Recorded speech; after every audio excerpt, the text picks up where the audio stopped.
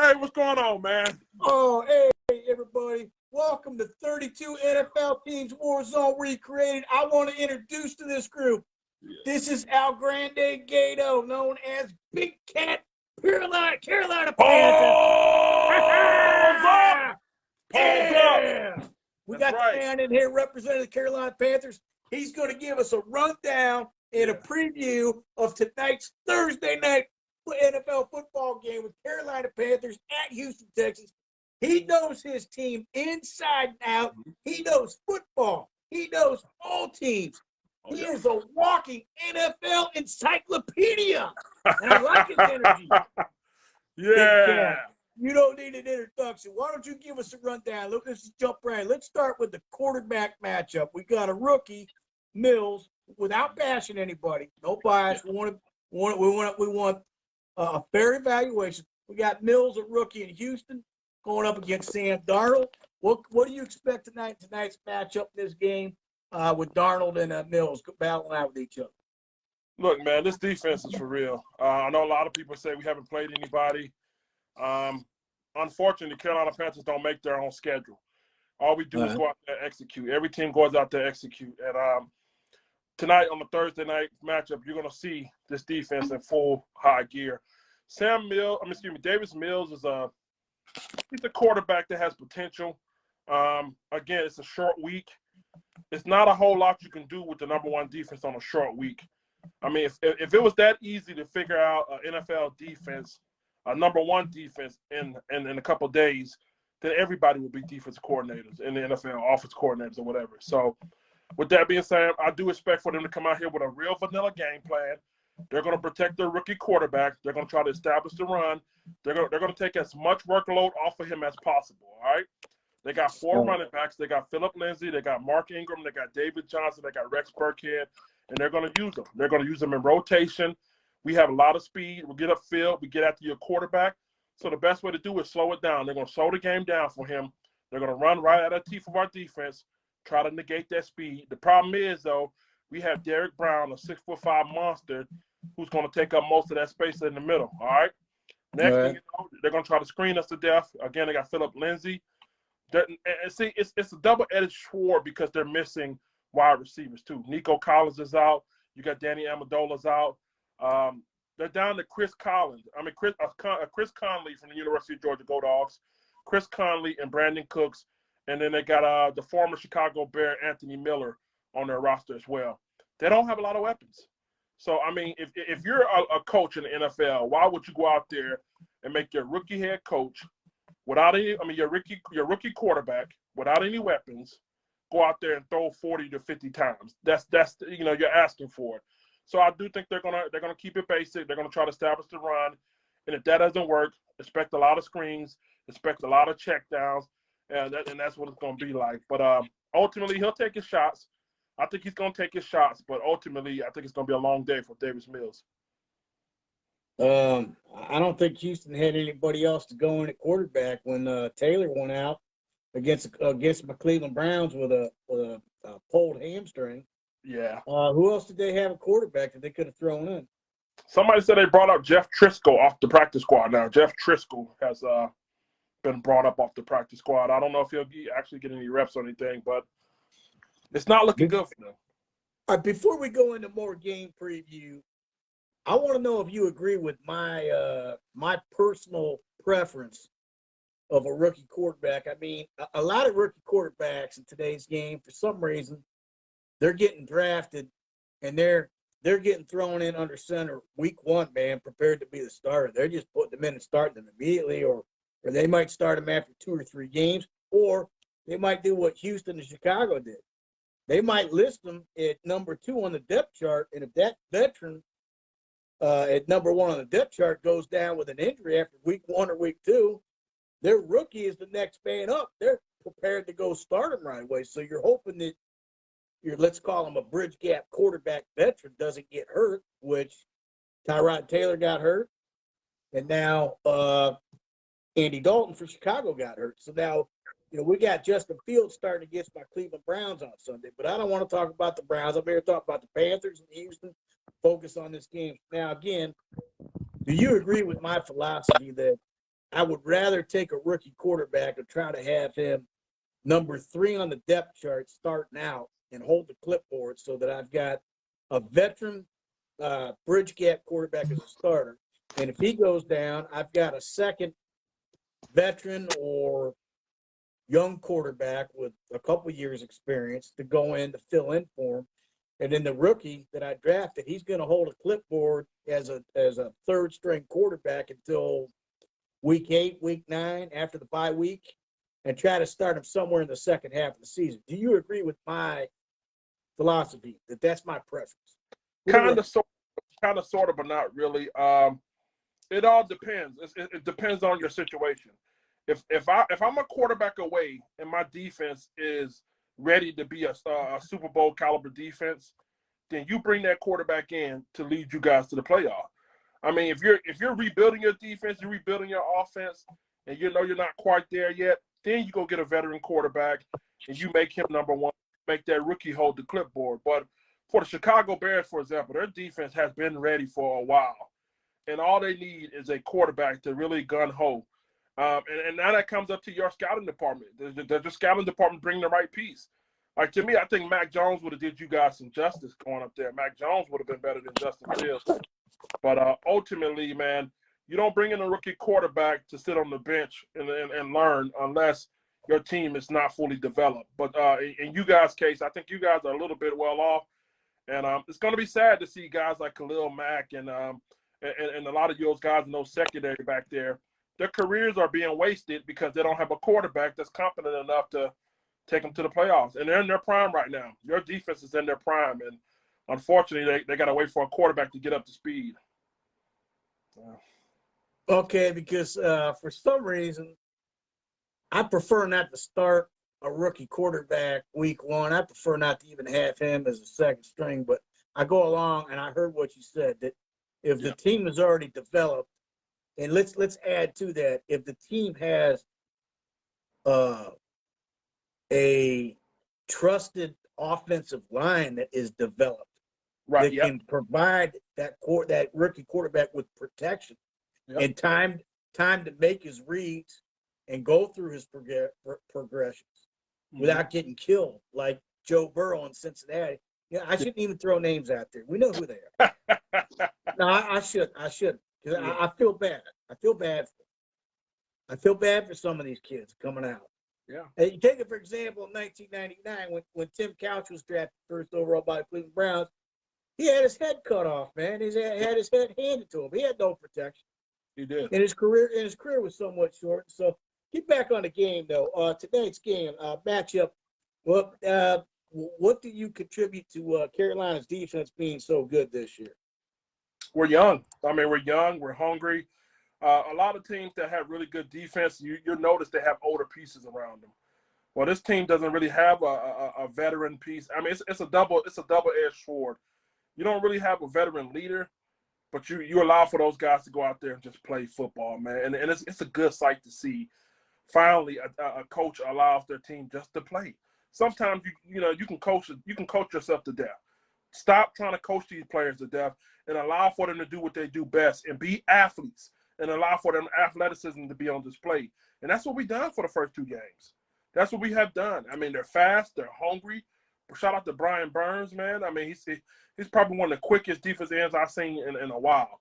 He's not the best when it comes to run stuffing, man, but he can get up under your tackle like that, man. And that's one of the reasons why our defense is so fast, man. That's the reason why we're so good. We brought in Hassan Reddick from the Arizona Cardinals, who's had 12.5 sacks last year.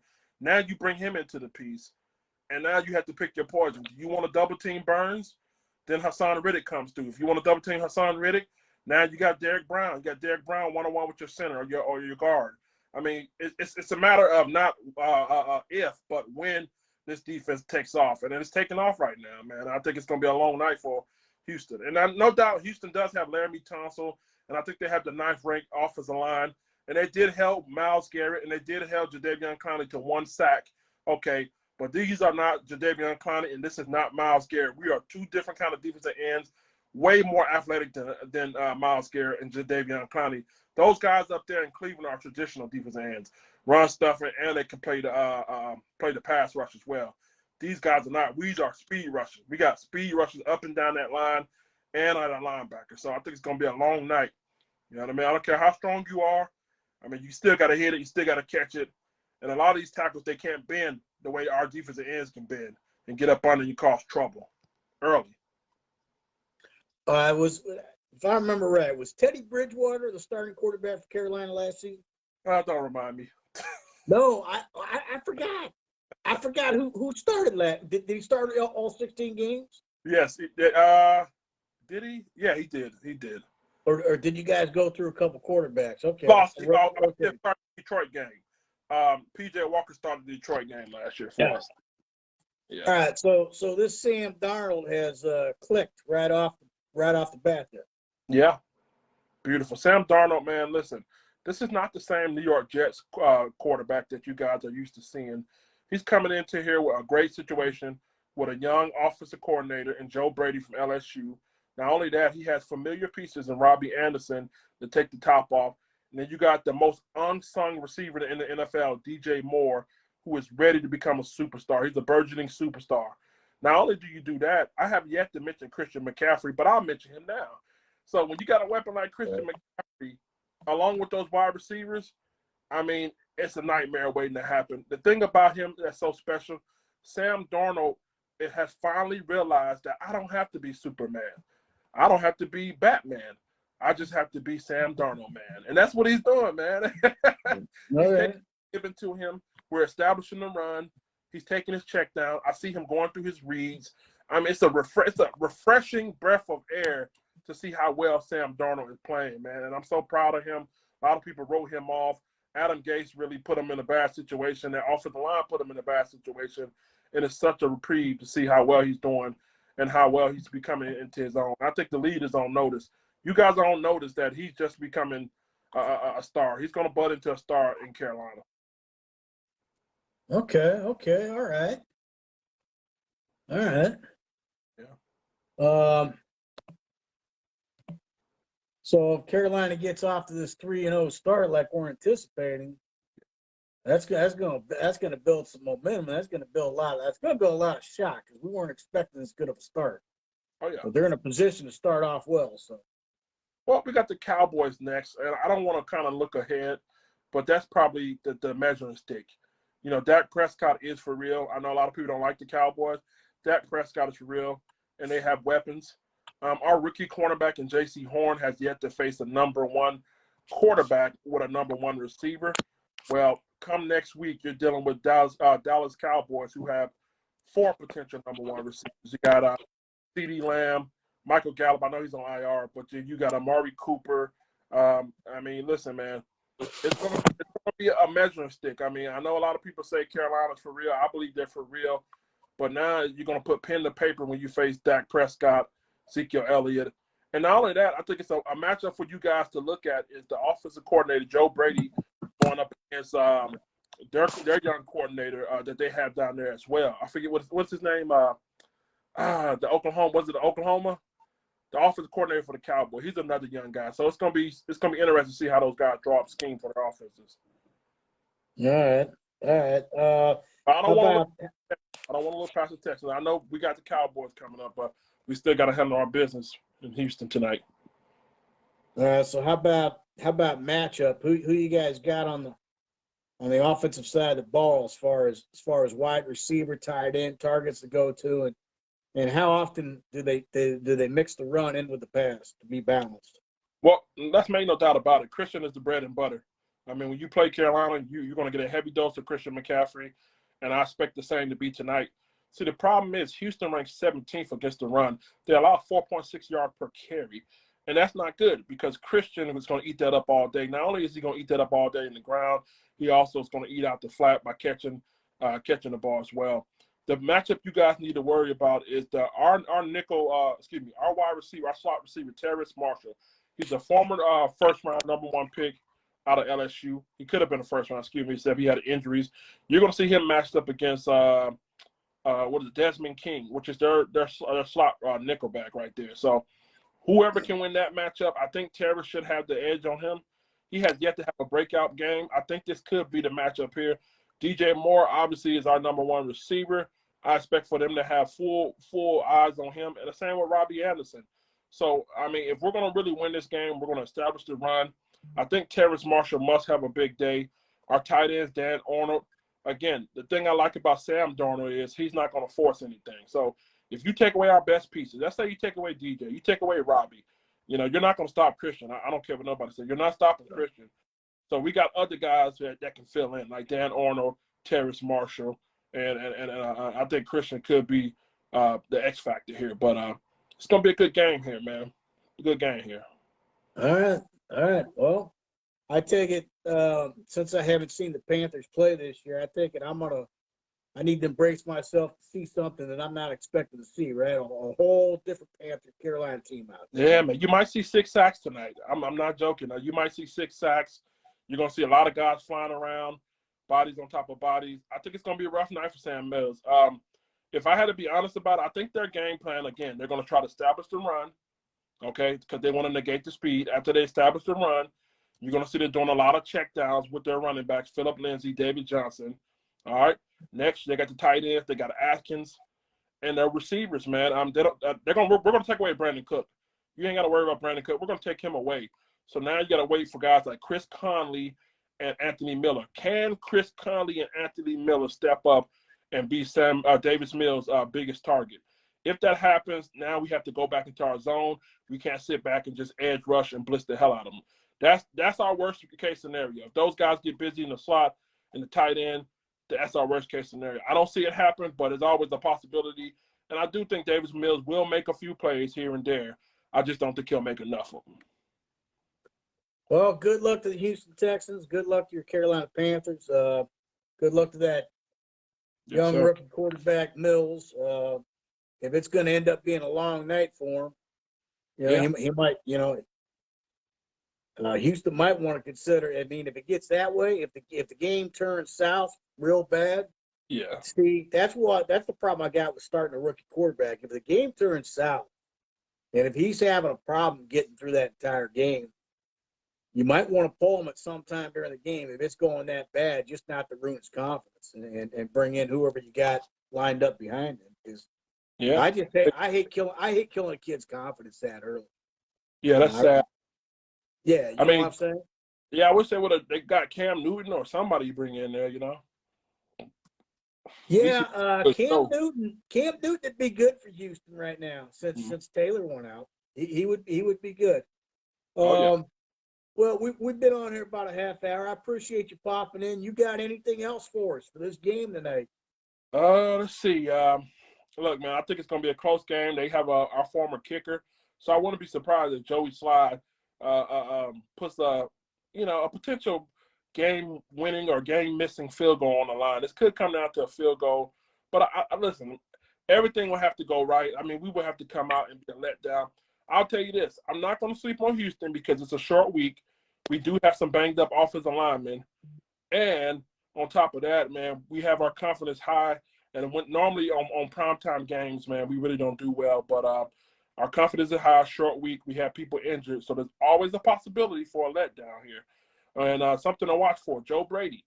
In the last 2 games, we have got out fast. We had a 17-0 lead against the New Orleans Saints, and then we turned around, we got up on the Jets as well. So, again, we start fast, baby. On offense, Sam Darnold, Christian, they click fast. But here's something to watch for. The third quarter, we always get countered. Will we be countered in the third quarter against Houston? If so, will that be the spark they need to keep us in the game, keep them in the game? So this could be one of those games where we have a letdown, and it could come down to a former kicker to make or miss the game-winning kick. All right, so it could be a close game after all. We'll have to wait and see. Well, good luck to both teams. I'm going to have the game thread up. I'm going to tag you on the game thread. I know you're going to be busy. I'll tag you on it anyways. I tag you in here. Yes, sir, please. Yeah, I tag you on here. But thanks for coming on. Thanks for taking the time. And, again, good luck to your team. Good luck to the Panthers. Good luck to the Texans. Hope to see a good game. Competitive game. Did anybody say if they're going to go? Have you heard if they're going to go with the open roof or closed roof and what they expect for game time temperature? Anybody say anything about that? No, I can't attest to that. I'm not sure if they're going with open roof or the temperature as well. Okay. They probably, was it late night or it's a night game? So I'm not sure. They probably could pop it open. I'm not sure. All right.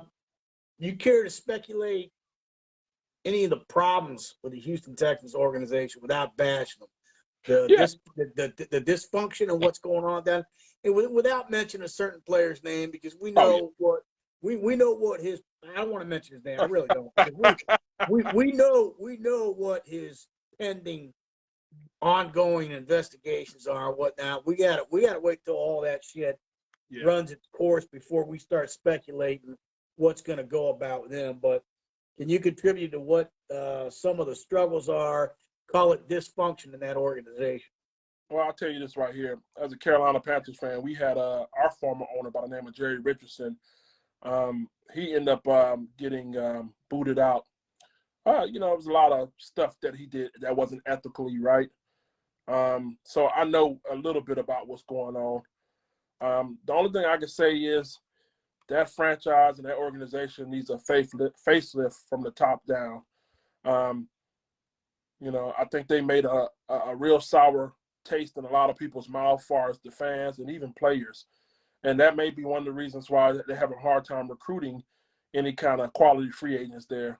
Now, obviously, winning cures all, but I think they need a facelift in that front office. Now, what exactly and who exactly that is, I can't speak to that, but there's a lot of stuff that rub a lot of people wrong, and it has to be fixed. And it's not an overnight fix, man. So whether that be the fan affair, whether that be the front office, pick a spot to start and then work your way down. It may take a couple of years for it to be fixed, but progress is better than no progress.